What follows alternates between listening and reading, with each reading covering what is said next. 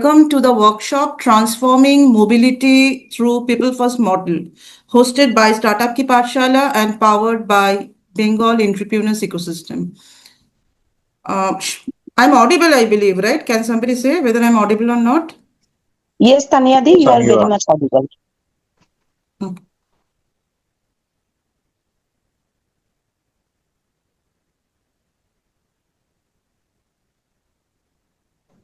And I'm Tanya, and I will be your moderator for today. It's so nice to see so many people out here who has joined our workshop. And we are lucky to have two amazing speakers with us. First of all, obviously, Arun Mukherjee. He's a man of many hats. He is the co-founder of Chaigram, TABP Snacks and Beverages, and also runs a pet food business. He himself is an angel investor and also the founder of BEE, Bengal Entrepreneurs Ecosystem. He's a very passionate person and has been supporting many fellow entrepreneurs since long. Now, talking about Shan M S, he is an IIM Bangalore alumnus, co-founder of Namma Yatri, an app that supports drivers and gives people better transport options. Shan is going to talk about how he built the system of Namma Yatri that is fair, simple, and easy to use and helpful for everyone, especially for the drivers community. I would also like to mention that all the proceeds from this workshop will go to an NGO that works on menstrual hygiene in rural areas. So thank you for all for paying up for this workshop, for being a part of something that is very meaningful. Now, Arun, over to you. We would love to hear your thoughts in this workshop and your message to all the participants here. Good afternoon, Arun. Good afternoon. Am I like audible? Yes. Very much, Arun. I would ask All all the right. participants to keep mute while this is happening. Yes, Arun, you are Okay. audible. Happy to see the esteemed guests. Happy to see our own BE folks. And to start with, I always wanted to provide a platform to our fellow Bengal entrepreneurs, be it online, be it offline, call it a digital. On the ground part, on the offline part, there's something is going on as you all are aware of. We conduct the offline meet, which would like happen once a month. And regarding the online thing, I mean, we would be constrained to some extent because in Calcutta there ain't a proper ecosystem. So, provided we call certain guys who have seen it all, who have done it all, and if they can come online and provide the guidance, provide their story, speak about their vision, it would definitely mean a lot to our BE folks, right?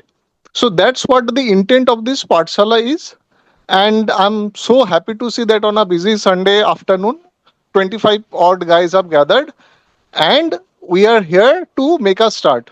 So, San, if you could just, speak about your story, I'm pretty sure that it would reinvigorate the BE folks.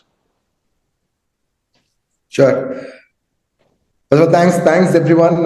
As Arun mentioned, coming on a Saturday to listen to another fellow entrepreneur is this heartening, and thanks a lot, Tanya and Prasanna and Rune for providing this opportunity. First of all, so delightful and so privileged and honored to be part of this session. And Bengal, West Bengal, Kolkata is so lovely. And last 2.5 years, we have spent a lot of our time there as well. Even though we, as a company, we hail from Bangalore, but Kolkata is so close to our heart. We have an office, we have a big team there.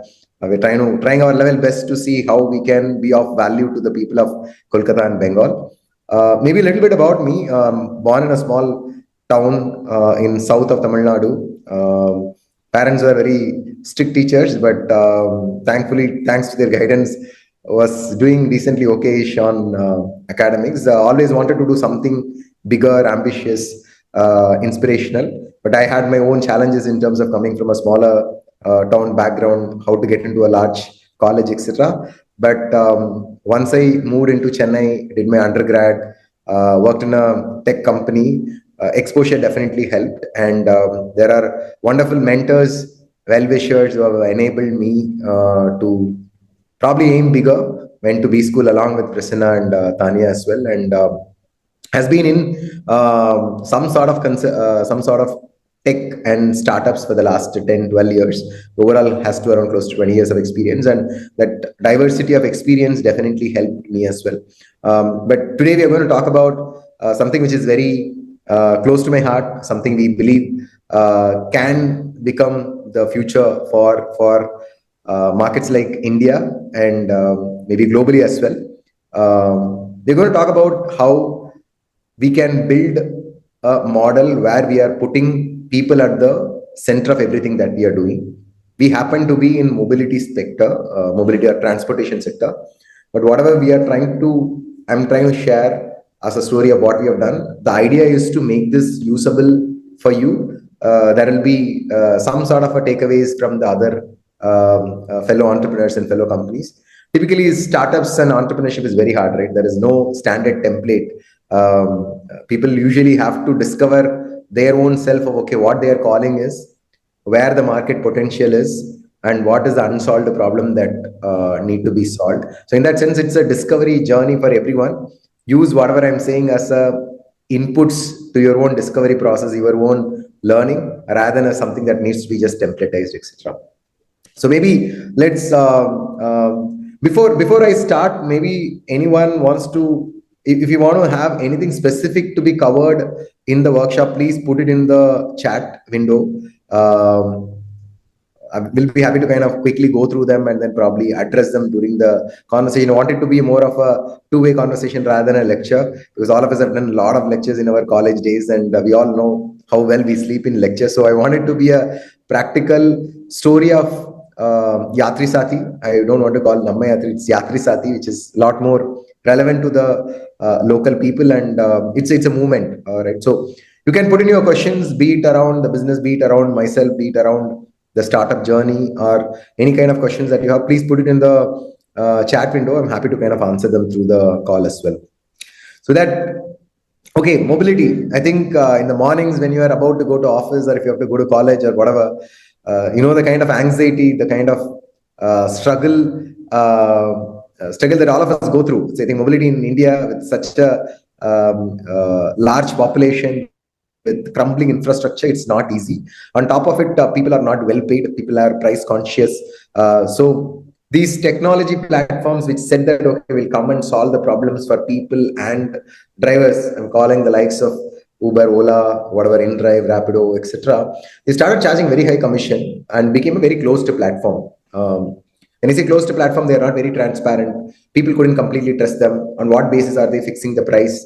So what came as a solution to the drivers became a problem for the drivers because of lack of transparency, high commission structure, and over a period of time, that bond that existed between the rider and the driver lost. On top of it, public transport is not very convenient. Last mile, first mile connectivity, as in people who want to travel from the bus stop to their home, they didn't have a very seamless connectivity. While digitization has been happening, it was not happening quite well. So in that context, we felt that okay, we need to solve this with a slightly different approach.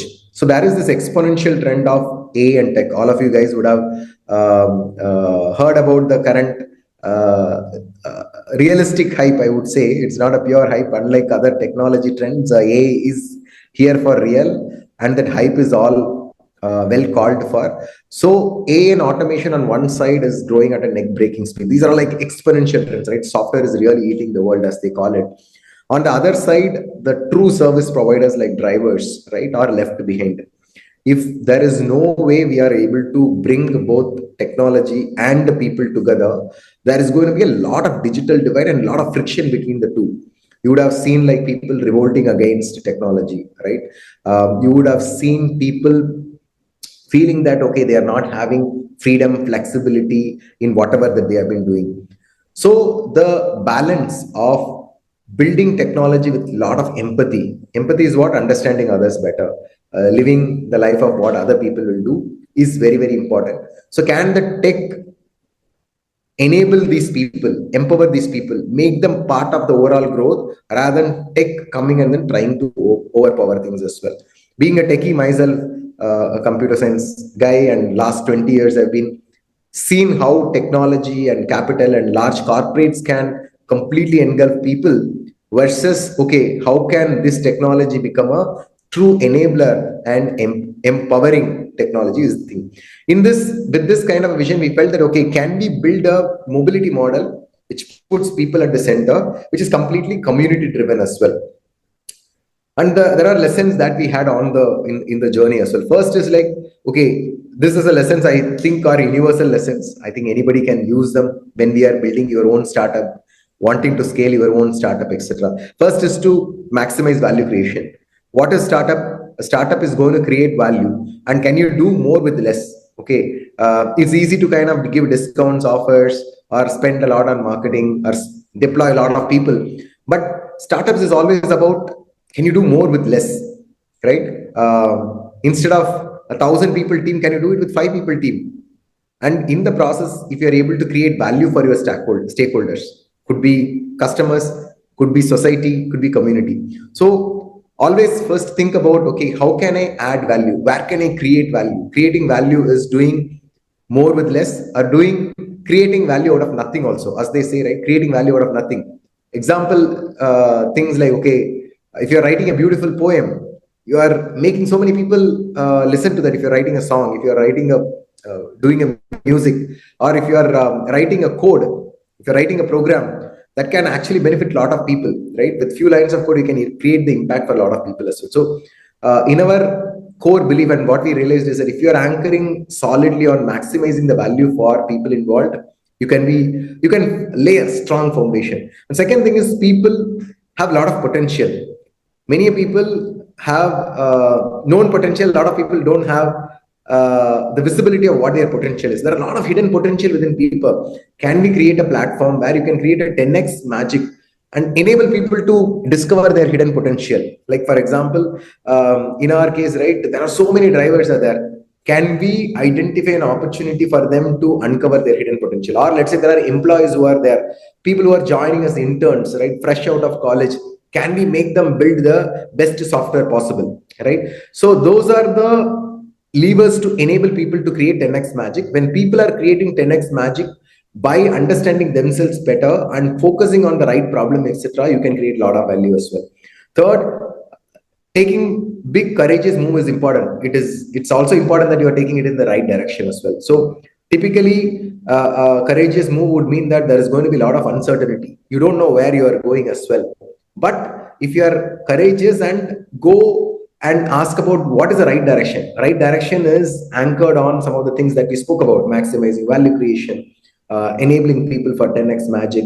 And you'll also know deep down, right, what is the real truth, right? What will create on a first principle basis. We start thinking about what is the right direction, you will start getting into the right direction as well. Fourth is, in our view, tech, design, and people. All the three are important. So design is, you can think of tech as a your left, it's like logic plus emotion. Design is also very important. Can you design products? Can you I mean, we all like to be in a well-designed house. We all like to use products which are well-designed. We would like to use apps which has a good design, etc. So you'll have to balance the tech and the design part as well to deliver value for the people. So in our sense, we believe that it's not enough if you just build a software. It has to have a very nice design as well. That will enable us to create an exponential. So balance the right and left, balance the science and art, balance the tech and the design as well. World is full of chaos, right? If you are able to simplify and bring more order to the chaos, then you can create a lot of value as well. Here, how can you bring order to chaos? You can use logic. You can, what do you call it, as focus, and then try to do an integration. And at the same time, if you're just being disciplined and only bring order, then creativity doesn't come in. So that's where I think you'll have to break the rigidity and monotonous thing and then do the art part, right? You play, and I think Kolkata people are so creative, and there is also all all driven by sports and the love for the art, etc. So you need to have both. You need to be intellectual and creative as well. And that is when you can go back to value creation as well and creating the 10x magic. 10x magic will happen when you are able to bring order to chaos, at the same time break the monotony when needed, and harmonizing these two is very important. It's like, okay, you diverge, extend, try to see what can be creatively done, but converge as well, right? If you keep diverging, you'll not be able to focus and then create value as well. So combination and the harmony between the chaos and order is important as well, right? Sometimes you'll wonder how the traffic is working in Kolkata with the kind of chaos that has been happening, but there is an underlying order as well. But at the same time, if you are only being disciplined, then we will not create the unique creative stuff as well. So these are our learning, right? Just to focus on creating value, enable people for 10x, take courageous moves, use both left and right, and bring the harmony to both. So this is a quick part. And I think when you have to create value, you will have to always think about what is the hard, meaningful problem to solve. It's always easy to say that, okay, let me do a startup. But is it a meaningful problem to solve? Is it a hard problem to solve? If it is an easy problem to solve, right, our mind is always tuned towards taking the shortcuts. If you're always going after the soft problem, easy problem, etc., right, value creation doesn't happen. You'll have to take the hard route, right? Sometimes it's about doing the hard and the right thing rather than what is soft and easy to do. And to do that hard, meaningful problem, you'll have to get into a depth-seeking mindset. And again, Bengal people have this lot of this depth, right? Whatever one thing you are doing, that do it really well. Get into the depth of things, right? Even if you are doing a vada pav startup, that vada pav has to be the best in the this thing. Or mishti, right? Mishti dahi. You are doing a mishti dahi, right? So many things are there in Kolkata. But if you are doing that right, I think you will be known for that. But for that, right, getting into the depth is super important. Depth will happen when you are anchoring on the truth. Okay, what is the truth? Many times we associate ourselves with the problem and forget about what the real problem is, or we try to confuse multiple things without getting into the real truth. So depth is like getting into the ocean and then really understanding what the real truth is as well. To enable this, all of these things, right? What is the hard, meaningful problem with the depth mind seeking? You will have to find a. There was one question somebody asked, like, how do you manage a large team, etc. See, I think if you are able to get a flat organization where everybody is super clear on what they want to do, then it doesn't matter how big a team you have to build. People are so aligned to what the goal is. They organize themselves as a self-organizing team. Think of Amazon forest, right?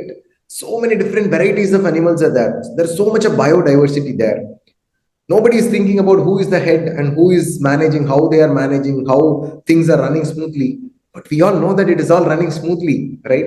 It is running smoothly because they are all self-organizing. And there is a lot of beauty that we can learn from nature as well. And that's why we believe in I believe in a flat structure. And somebody's asked about what is the first principle. First principle is something that is commonsensical, something that is based on logic, something that goes to the utmost atomic truth, right? It's like saying, okay, why should let's say a platform like Uber or Ola is charging, let's say, 20% commission. You should first try to understand why are they charging 20%. So first thing we asked is, okay, ultimately they are providing a software. Will the software cost this much?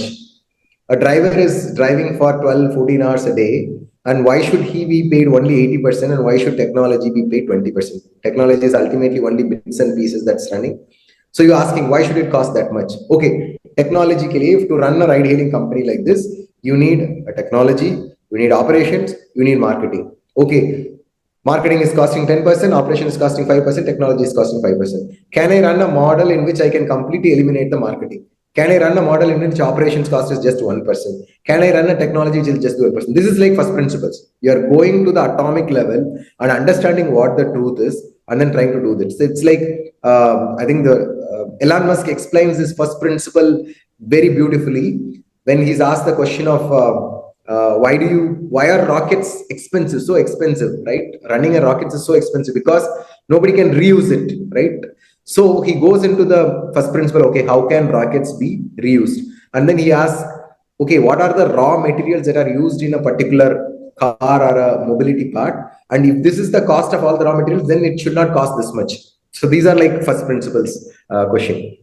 So coming back to here, so in the context of mobility, we felt that, okay, can we be very efficient? Can we be empathetic? And in the process, it's not just about the destination. Can we enjoy the journey that we are doing together as well? So for all of us, right, sometimes we get journey versus destination kind of question. Should we focus on our goal or should we focus on the journey? In our view, both are important. And that is why enjoying the journey is important. Life as an entrepreneur can be hard. There will be ups and downs, etc. One time you will feel like you will be celebrated as a hero, and the next day you might be told as you are the villain, etc. But enjoying the journey, be it ups or downs, is very, very important. Value creation will also happen when it is very efficient, right? Like the way I gave a first principle example of how do we create value for people means that you will have to reduce the cost of everything as well. And empathy is the anchor to first principle. Also, Shan, can you give us an example where you did, where there was chaos and there was, scaling up was challenging and being true to your values? That's what you were empathing, you are harping, right? You need to be true to your values. So, some experience that you had while, creating Namma Yatri. Sure. Yeah, so I think bringing order to chaos, there are multiple examples. Okay, just to give you an example, there are so many buses running in Kolkata. It's a little chaotic, right? Nobody knows which bus is going where. If you have to go from, just taking an example, from Salt Lake to Newtown, do you know which AC bus is going to come in? How long do you have to wait? Which bus stop to go, etc. That's chaos, right? Unless you are used to Kolkata, you cannot know. Yeah. So what we do is, can you bring in a little bit of order to this chaos? A lot of things are moving around. Can we put a simple app in the conductor or the driver, which will start giving the location, real life location of the app, so that everybody in the city can look at it. A simple cab or an auto, people are able to track. A bus has so many, it's carrying so many people. Why can't we track that example? This is an example of a first principle thinking as well as bringing order to chaos, right? So much of chaos, can you bring order? And then what happens? People can track whatever that they are seeing in an app and they can start using that. So this is one example. Hope that answers the question. You're also asking. I was asking actually that. One more question. Got it. Okay, so I'm just. Beautiful example, Shan. Beautiful. Yeah, thank you. Thank you. Yeah, so we spoke about creating value out of nothing, and that is really possible. Okay, many times people ask, like, how can you create value out of nothing? Some of the beautiful things and the world itself, right? Sometimes you think about, okay, it has been created out of nothing only, right? And if you go deep down, it feels a little spiritual as well. But eventually, a lot of patterns in the world starts from a simple. There are examples of game of life, cellular automata, etc.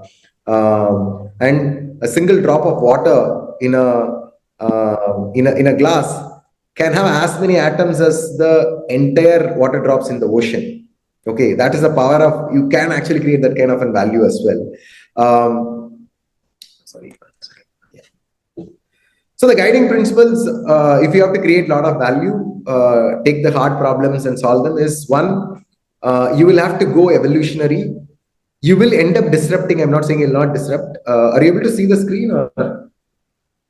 Yes, I am able to see. Yeah.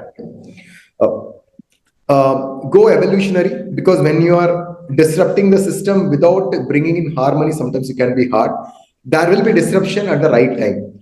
And always try to see where you can fill the gap first and then scale. When you are not filling the gap and scaling it, it can create problems as well. Always look at adjacency possible. Like, for example, we started off with ride hailing. We felt that, okay, how can ride hailing in the sense cabs, see whether you can add bike taxi. You should always be ideal in the direction, okay, and what we call it as a North Star metric. But you cannot be just ideal. You have to be practical in the execution. Okay, for example, I want to put the app in the driver's phone, but many of the bus conductors didn't have a mobile phone. what do we do? So you'll have to become a little practical there. Okay, he has a ETM, he has a machine which has an Android device. Can I put the app there? So just giving that another example. The other thing I was telling is learning from biology. See, I gave the Amazon example. You get hurt, you are able to self heal. And in a large forest, so many animals coexist because of they are self-organizing themselves. They know when there is a problem, they know how to fix it, and they are in a way, right, anti-fragile as well, right? When things break, there is a circle or a cycle that happens to fix them as well. So if you are creating a system or creating a model or a framework which can self-sustain on its own, can heal, can scale, can defend, etc., by itself, then we are building a massive value as well. Just to close this, two more topics I'll close and then move into the next part is where can you learn? When you talk about, okay, do it from first principle, where can I get inspiration? Inspiration, in our view, can happen from four places. One is look at nature. Nature, in our view, is science, art, all the good stuff around it, walking, listening to people. Spirituality also come into this one as well.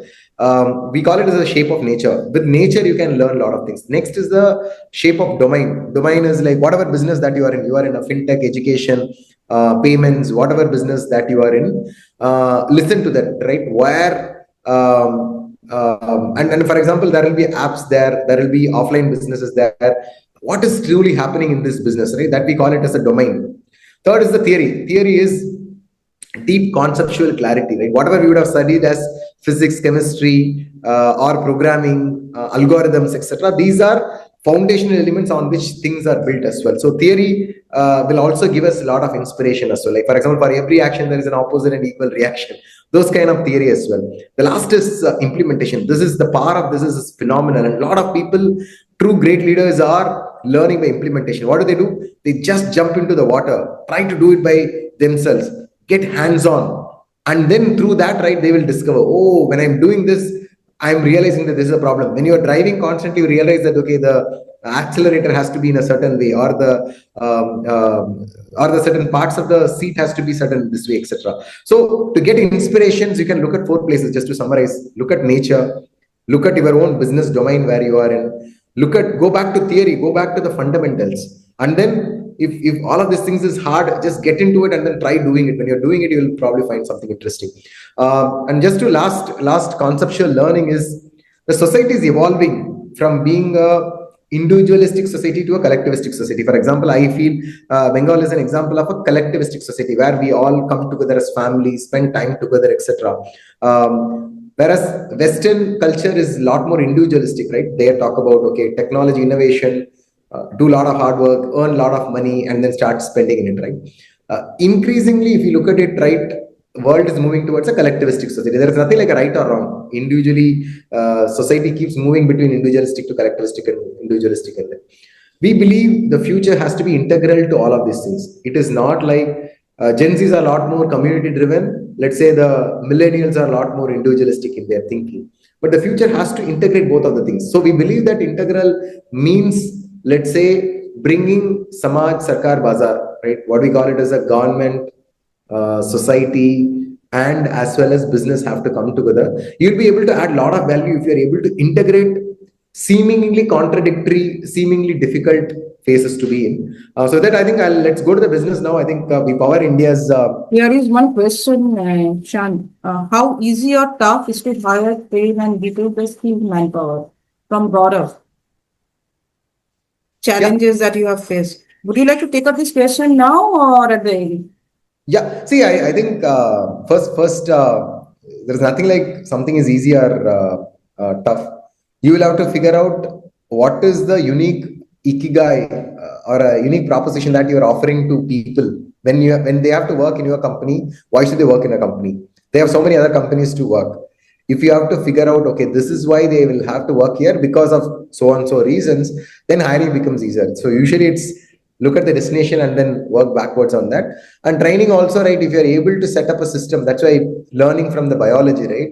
Nobody is telling a tree that, okay, you have to grow this way, or it has created an ecosystem in such a manner that the tree is doing quite well as well. For example, we are saying that okay, the drivers, you're creating a platform in such a manner that the drivers start doing a better job to the customers. If I have to go and train each of the drivers, right, it becomes very difficult as well. So long answer to the simple question. It's hiring and getting the right people is important, but if you are giving the right vision and if you're creating a system that will make them thrive and do better, a lot of things can happen as well. Just on the going back to the slide, we power a lot of state-owned mobility apps like Namma Yatri, Yatri Sathi, etc. These are some of the apps that we do. Most of you know about Yatri Sathi.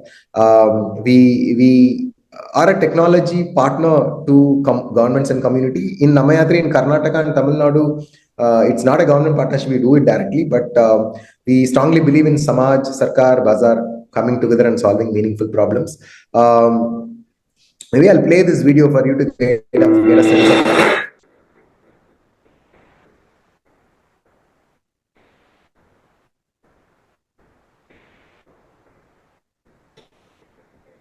Sound is not coming.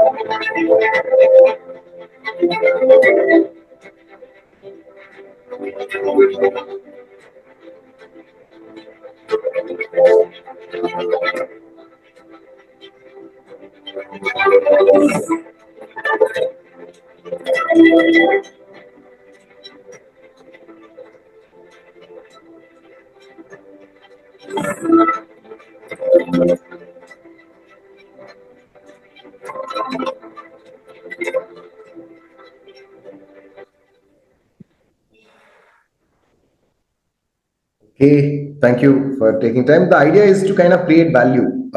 Can we create the value for all the stakeholders involved? Drivers earn more, customers find a better alternative to travel, and it is also aligned to the government's vision of a Vikshit Bharat and Digital India as well.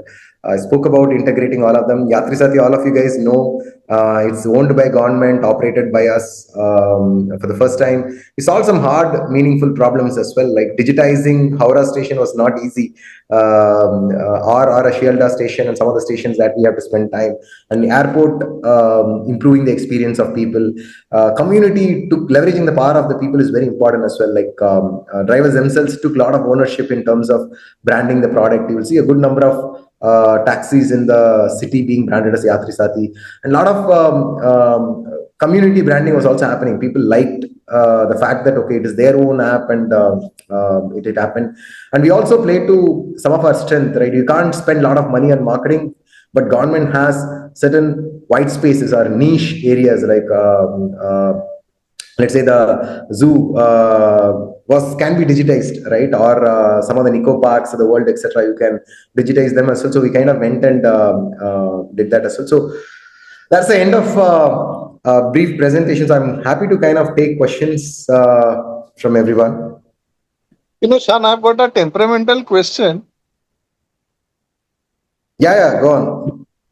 I mean, it's hindsight, right? Say, I mean, Uber and Ola have like duopolized the industry, and there suddenly comes a disruptor, who would like befriend the driver and the driver union, and then like they would capture 1/4 of what Ola and Uber did, right?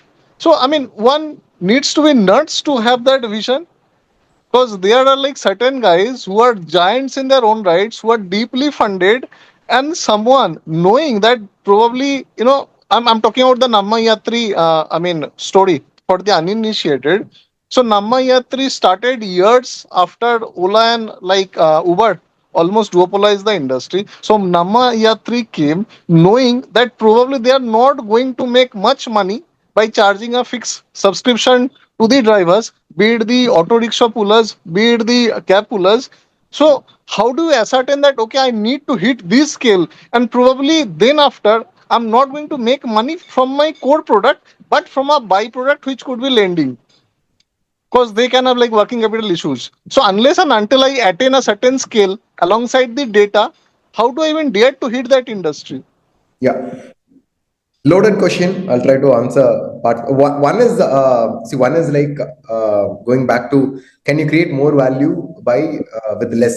What one thing we believed is that the capital intensive business model doesn't work for us. Like for example, owning the cars, because India is a very decentralized country, so we're not owning the. So then, can software create lot of value as well?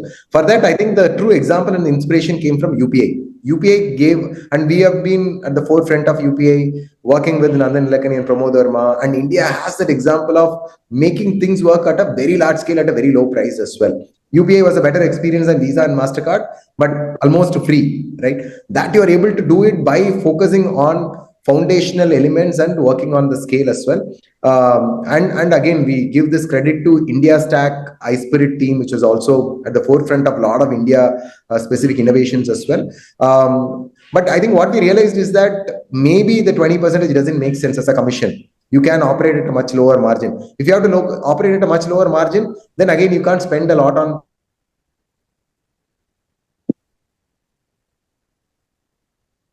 percentage for a driver. You are able to operate it because, let's say, a government chips in and the community chips in, because they know that it's a value that they want to attribute to the local entrepreneur or the local driver who is actually struggling to make his ends meet as well. So I think it goes back to a question of where can we create value, thinking from first principle, and many things looks like easy from hindsight, like the way you said, but taking that bold courageous move is important. And when you are doing 10 steps right, 8 out of them will fail only. We have enough examples of failures as well, but I think the success one kind of gets highlighted and visible. But there will be, when you take 10 right, maybe couple of them will succeed. That's not to say that okay, you shoot in the dark and then try everything, but take take sharp bets. But in that sharp bets, some of them will fail. So it's something that you cannot avoid. I mean, again, going back to hindsight, and I'm keeping myself in your toes, and I'm just presuming, I've entered the industry, and just for a brief second, what if I don't secure funding? Is that a question which would like linger in your mind then? Yeah, so I think I think funding is the means to the end. End is what solving the problem. If you are not solving the problem, then I think all the other things doesn't happen. And is that a problem that is big enough for the people? When it's a big enough, there you would have heard about the vitamins versus a painkiller. You solve a painkiller problem. Somebody has a pain, you go and solve it. Versus, okay, I'm going to boost and I'm going to give a vitamin for the person. Knowing people, right? People want their pain to be killed rather than just vitamins to be offered. And we know that mobility is there, right? People want to go to office, people want convenience, people can't pay that much as well. At the same time, drivers want to pay more as well. The moment your focus is on adding value and finding the right problem to solve, then comes the revenue, then comes the fundraise. Many of the problems, right, initially you will not have. When PayPal started as a company, a payments company, right, for 10 years nobody felt that they can even make any revenue. But because they are solving a core problem, revenue started flowing. Today is one of the most valuable payments company in the world. Revenue will come in when people are able to spot that okay, they are solving a problem. Scale is a good example which will tell that okay, value will be created, right? If a lot of people are using it, a lot of people are using it without failure, right? What I mean by failure is they don't delete the app, etc. That's another indication. If somebody is having chai in your shop and they keep coming to that shop every day, that means that okay, he's liking something there. So I think customers' problem being solved, large enough number of people using it, and they are coming back to you again and again, are indicators that revenue will come in.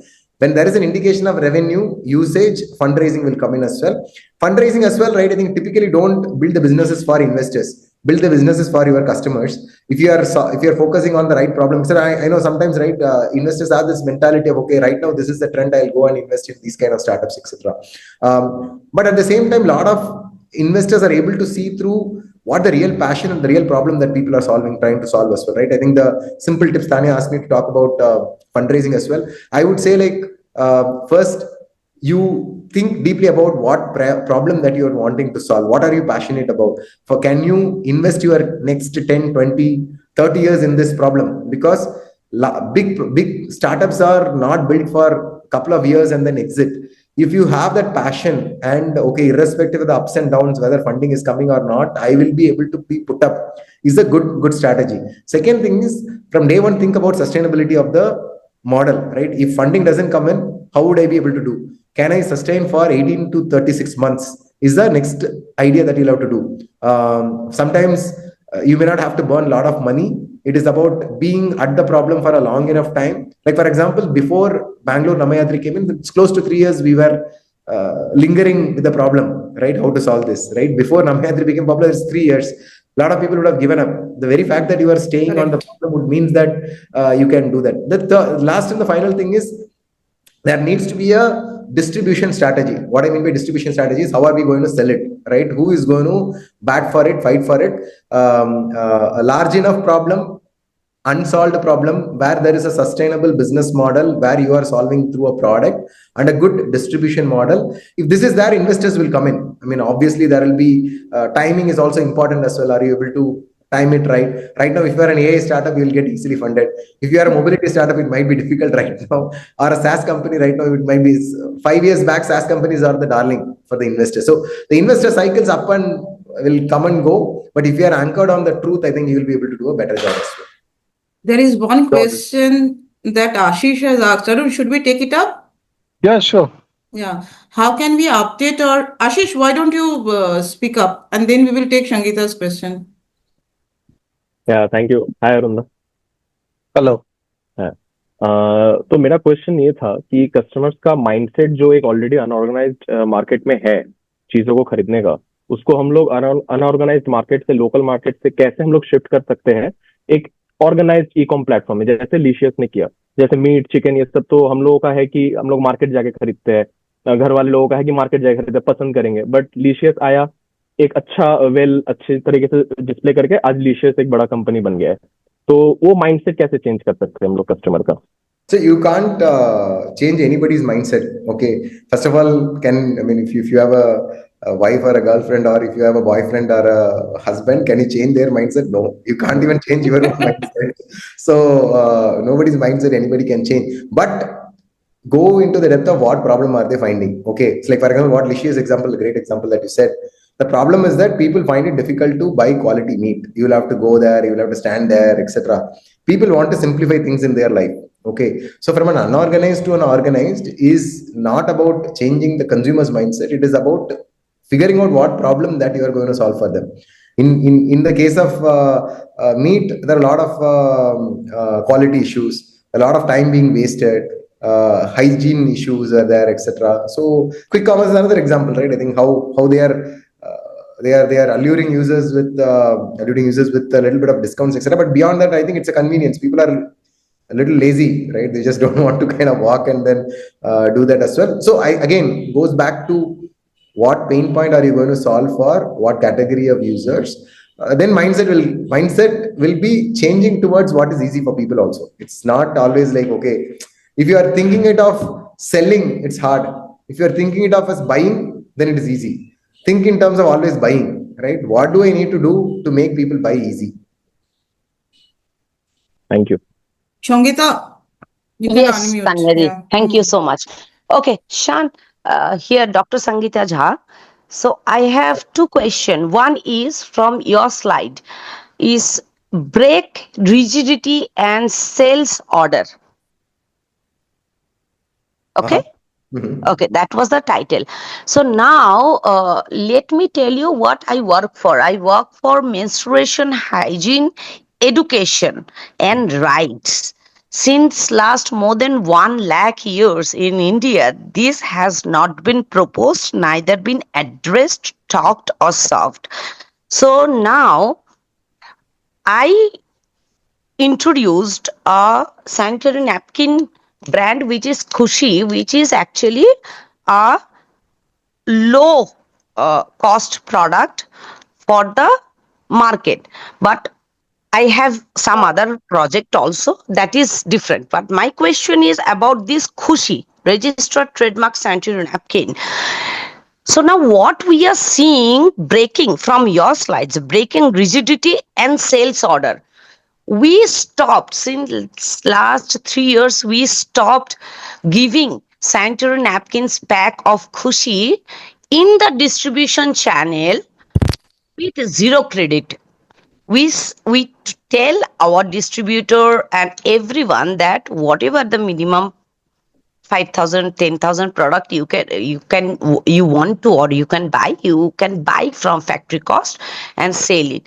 Now what is the problem? Other like Stay Free, Whisper, Nine, they are they entered the rural market, and they are the like not Nine, Stay Free and Whisper, they are the 30 plus years dominating this market.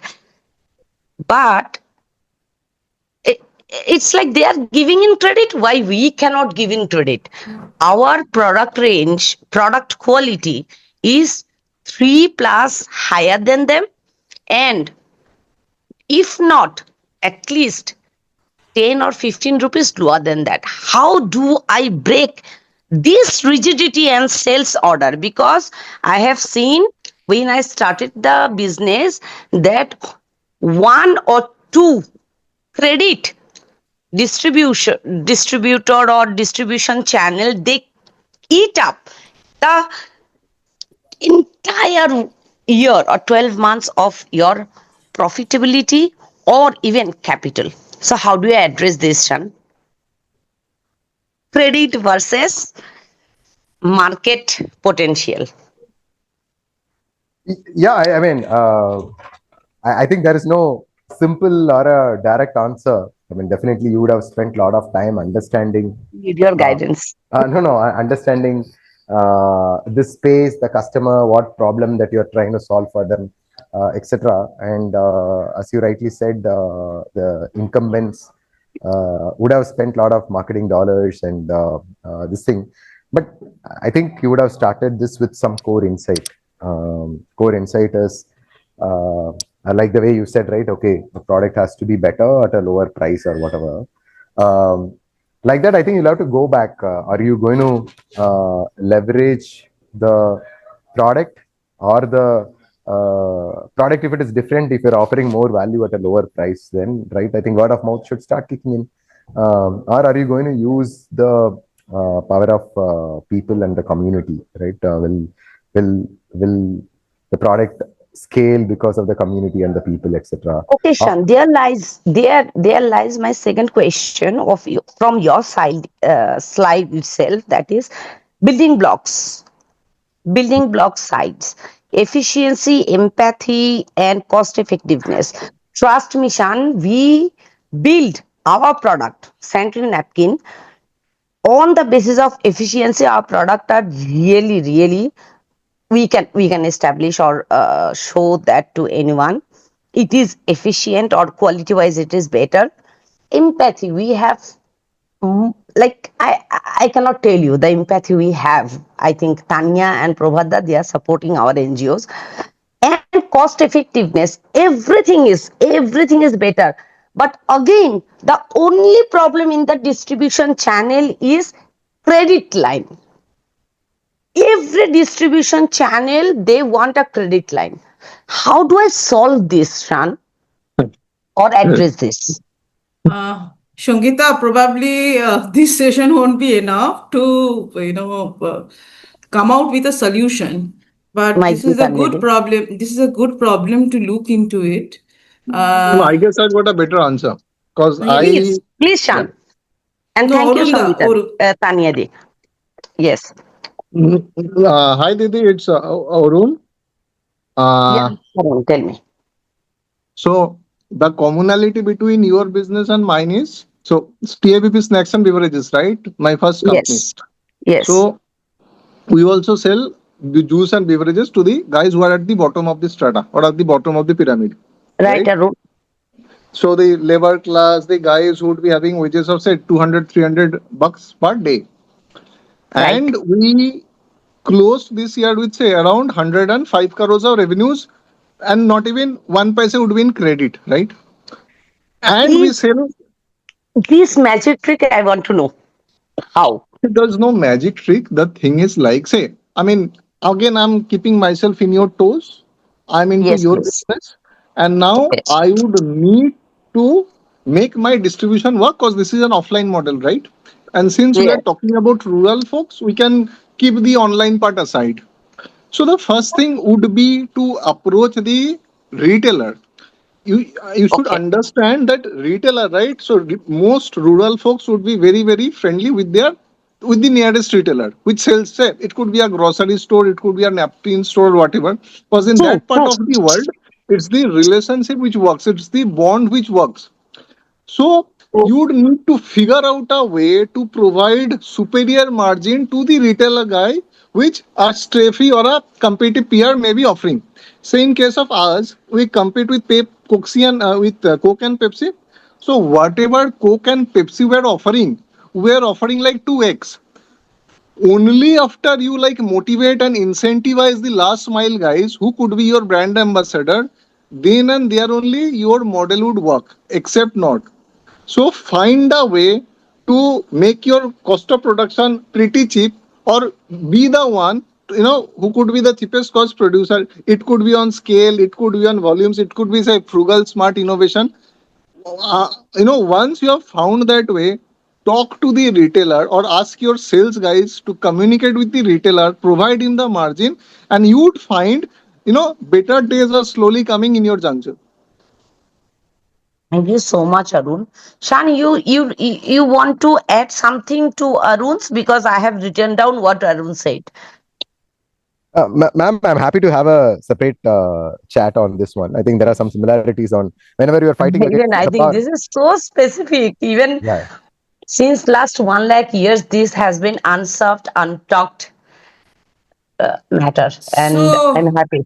Yes, please, So Tanyadi. we will take it up in a separate Separately. one-to-one session. Yeah, And I understand. for everyone, I have shared a feedback link in the group. If you could take your time out so that we can make our sessions more better. So please fill in your feedback form. Is there any question from the group? Any other questions? There is somebody called Rahul who has mentioned how to choose a right person. Rahul, please elaborate. Right person for what? Mane, business partner, employee, girlfriend, boyfriend, what? Marry him for 8 9 months. I mean, that is what I do. Arun, দুষ্ট ছেলে. No, that is what I do. Before like, I mean, selecting an entrepreneur, before like selecting a startup, I would be Okay. mingling with that particular guy for 8 9 months. And provided I got all the clarities, all my conviction, all my everything, then and then I would be inclined to invest, else not.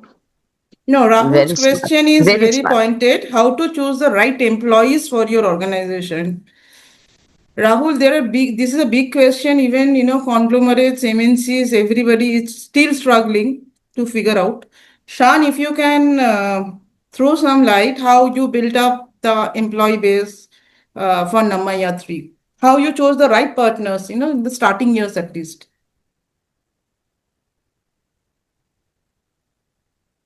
The question, please. Sorry.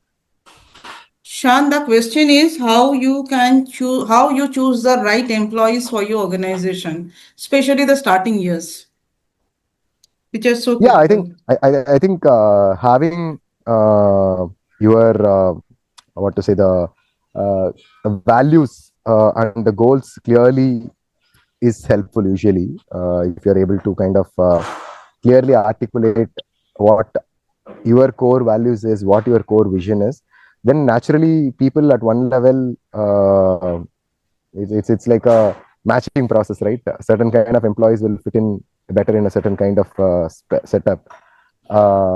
So I think articulating the values, vision, and in the process of conversations as well, having these uh, clearly marked out will also be helpful. So it's a combination of effort from our side and the effort from the interviewing process and the hiring process as well. Clearly documenting the process, etc., helps. Just to add my 2 cents, while hiring in TABP or Chaigram, we would always seek employees which are like low on skills but high on determination.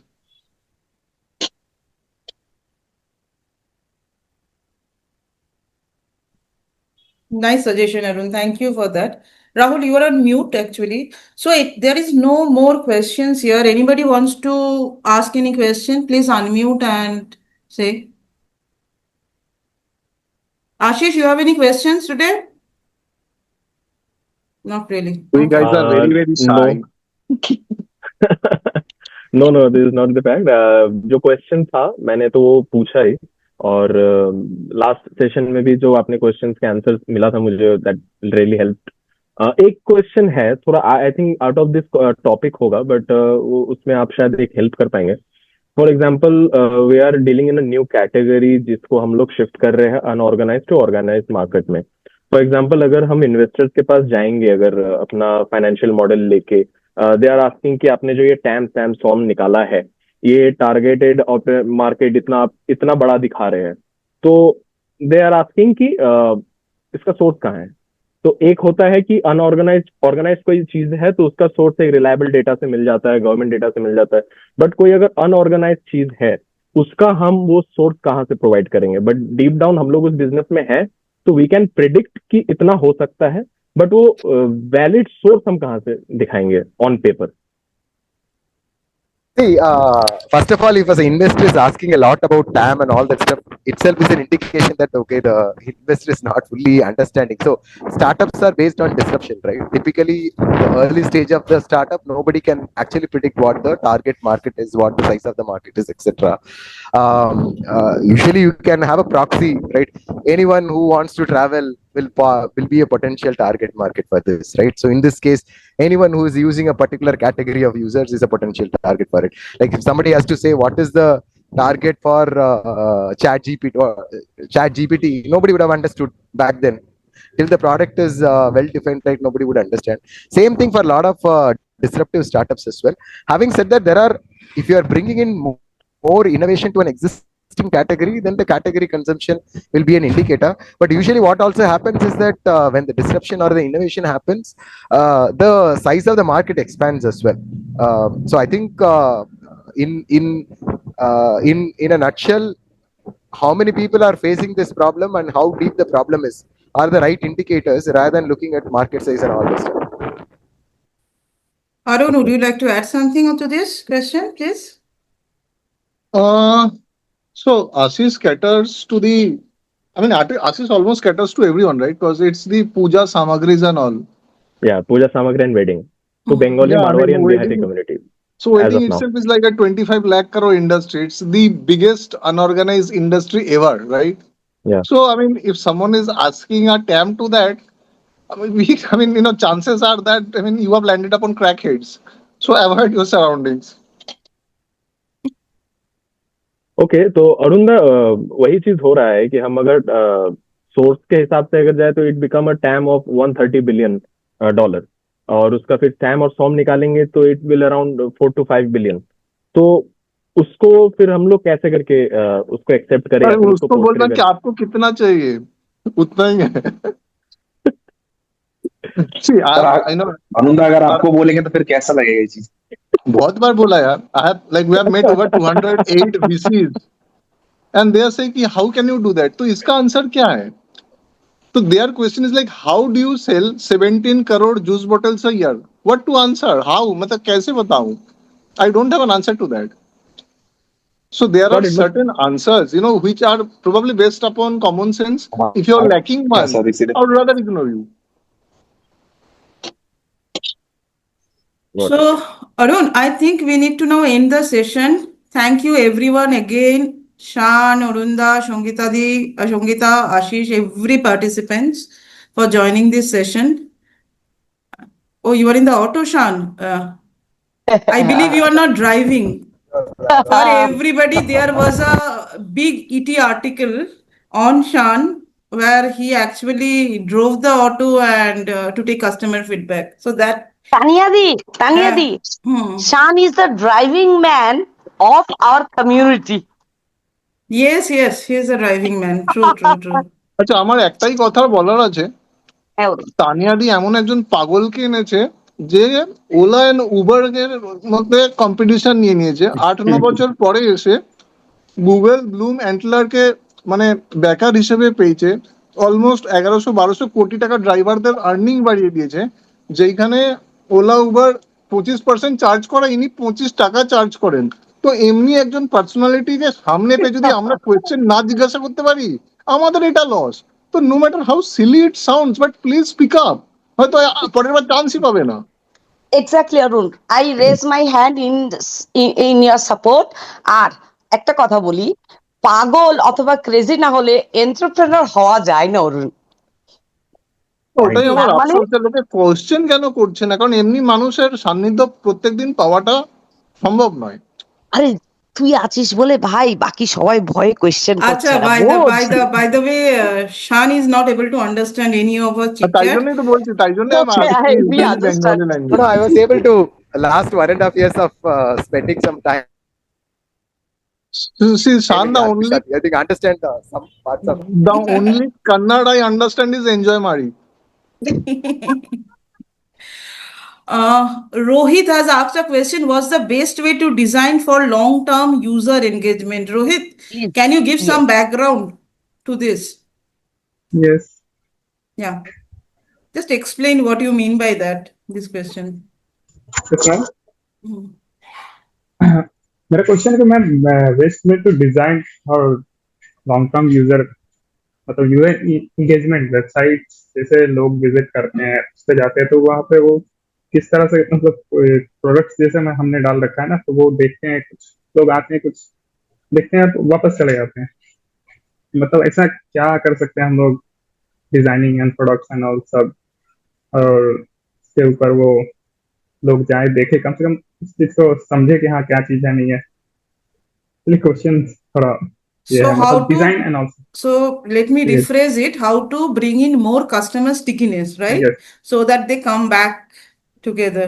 Shan, would you like to, I mean, obviously it's on for value creation and all, but Shan, how do you answer this? That why should we keep on using Namma Yatri? How you made it? Will you be able to answer? Will you be able to answer this? Yeah. No, no. Yeah. First is that again goes back to the problem we are trying to solve. There is this framework called the job to be done. In our case, right, a person wants to go to a particular destination. Can you do that in the most efficient, cost-effective manner? Is the job to be done? If you are able to deliver on that promise, it's a existing problem for a customer, and that is a job to be done, and you are able to solve that problem. Number one. Number two, can you do that in a delightful manner? Number two, okay, delightful in the manner. Okay, driver, there is no refusal. He's not overcharging. He's giving you a good service, etc. That's a delightful experience. Third is, can you make it a habit? Like for example, like how Instagram has made us into the habit of looking at the content. So these are three things, right? First is to what is the job to be done for a customer? It has to be an existing problem. Second is, can you give a good experience, a feeling of positive engagement, etc. Third is create a habit around something for the user. Then they will keep engaging it. All these three things are easier said than done, right? Able to do it in a cost-effective manner, in a good experience, is not easy, but that is where the startup's entire journey is in. Thank you. Does So that answer the question? Rohit, does that answer the question? Yes yes, thank you. So Arun, we'll be ending the session now. Just for every participants, the next workshop will be on brand building. So you will soon get, all our links. Okay. It will be from a director of brand building from Times Group. So we will come up with all the details. Oh, I have one question. Jayesh. Jayesh, yes, please.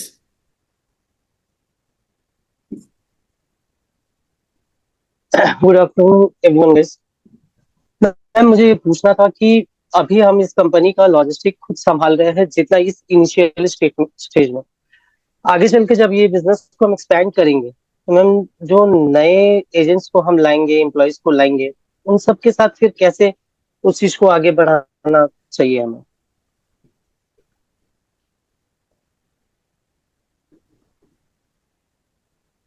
Can you give a little bit background of the company or the business you are in, Jash? Ma'am Yeah. पूजाdukan.com में। Acha. So Shan, please. the question is from Jayesh, is that they are in the same, I think it's the same team of Ashish. Their question Yeah. is how Yes, they madam. can actually instill the values by which they are running in the employees, right? Yes, ma'am. Yeah. One is living that values by ourselves. It's like kids pick up from whatever the parents do, right? I think we have to be, if we have many a times, right, the leaders themselves don't live those values. Second is values themselves not being clear. What does the meaning of following a value, what does the meaning of not following the values, etc., has to be reasonably clear. On one side, there is a positive reinforcement of people who are following the values, instilling those principles, being appreciated and given the right kind of motivation. On the other side, negative things of, okay, if somebody is not aligned to the principles, values, maybe their growth or the position within the company not getting given the right kind of importance, is both ways. But I think to start with, leaders have to live the values. Values have to be clear, and what means to be following or not following the value has to be clear as well. Many times, it's the job of the leader, job of the head of the companies, which actually needs a lot of work. Okay, sir. Thank you, Shan. Thanks, Shan. We are closing the session. Okay, Apurva Maiti. Apurva, you have some question? Why don't you unmute and say? Hi everyone, good afternoon. Hi sir. So my question is, if you got a very high paying customer in your firm, and not really like many high paying customers, so till what extent should you allow them to do customizations of the product? So sometimes what happened is when customers ask, because they are very high paying, so you give them options of customizing the products. So now what happens is they keep on customizing and keep on doing the last minute changes. Now what happens is sometimes they ask for a customization which is not fit in the budget, which will not fit in the actual product, like a product budget. And if you still go, and they still also like push for more and more customization. Now if you do the customization within that budget, the quality will be affected. Now when the quality will be affected, again your brand value will decrease. So how to manage that, and till which extent should you allow a high paying customer to give a for the options of customizations? Very good Apurva, what question. industry you are in, if you can just explain? Fashion. Okay, customized fashion, right? Personalized fashion, I will Yeah. say. Okay. Not personalized fashions, but we do have a high paying certain high paying clients which ask us for majority of the customizations. We are also into t-shirt productions, and also we regularly face that the customer is coming up with one design, and once the design is finalized, then they ask for last minute changes in the design, alternatives within the same budgets. So this kinds of issue we keep on facing. So, Shan, the question is how far we should go in our customer service, how far we should accommodate the customers. At the same time, don't we need those customers to keep on buying from us, so we don't, lose the repeating customers, right, Apurva? That's the question is, right? Right, How do right. I Because they draw are that very line? right. Because they are very high paying customers, and they And are you very want loyal them to return customers. to you also at the same time. Yeah, Yeah. yeah, because they are very loyal as well. So Yeah. don't want to lose them. Yes, obviously. Shan and Arunda, if you could share some insight to Apurva. Yeah, first is your business model, right? Whether you are a model where it's focused on simplicity and the standardization, versus whether you are a product where customization is important or not, right? In some products, the standard product has to be so good that people don't even want customization. Or you as a product or a category, is thriving on customization, right? So that's the first thing. If you are a category or a product, if your strength is going to be customization, the next question to ask is, can you build in customization less costly for you as well as for the customer?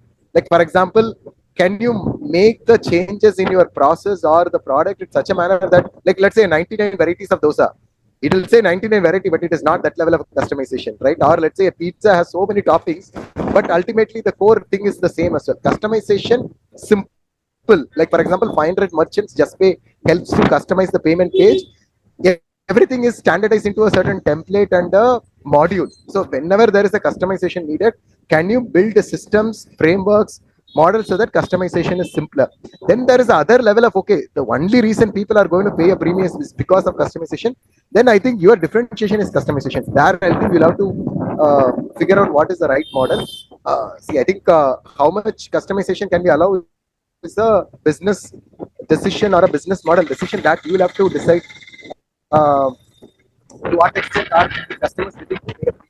If the willingness to pay a premium is not there, then you will have to work on a process and system where you give a sense of customization, but it's not necessarily costing you so much as well. Thank you, Shan. Orunda, would you like to throw some light on this? Because I believe many people are coming to Chayagram and must be asking for lots of customization in the foods. So See, some. before starting our businesses, I was an investor, right? So, Hmm.